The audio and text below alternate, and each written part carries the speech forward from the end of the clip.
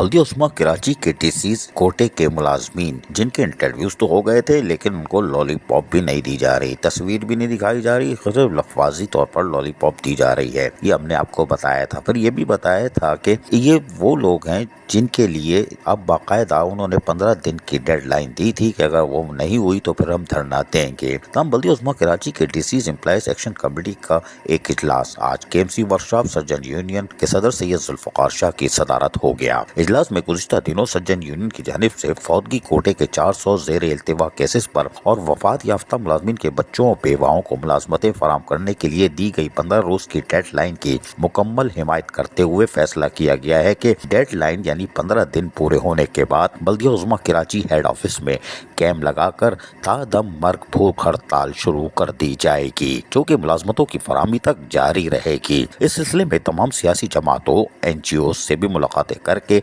इनकी हिमायत हासिल की जाएगी।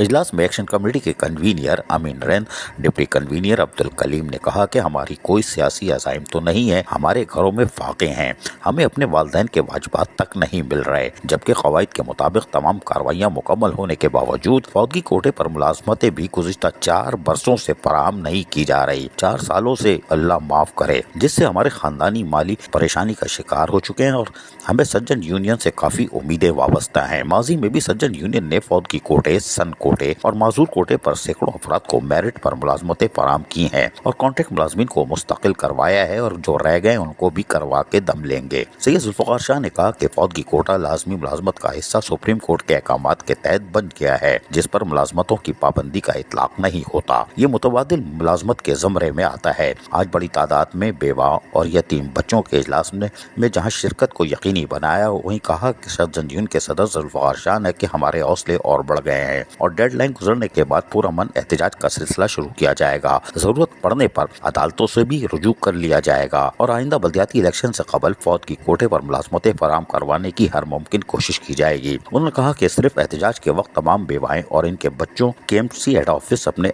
हक के लिए आए और यकजहती का पुरअमन मुजाहरा करें। सर्जन यूनियन के मुतासरीन की हर मुमकिन मदद के लिए तैयार है और इनके साथ ताउन भी किया जाएगा। इजलास में फायर ब्रिगेड, इंजीनियरिंग लैंड, कच्ची आबादी, security, charge parking, park, lease के वफात याफ्ता मुलाजमीन और बेवाओं ने शिरकत की। अजीज आरिफ, KBS बल्दियाती न्यूज़ कराची। ऐसी ही खूबसूरत वीडियोस फ्यूचर में हासिल करने के लिए रेड बटन पर क्लिक करके और बेल आइकॉन को प्रेस करके हम सबके सब्सक्राइबर बनना मत भूलिए।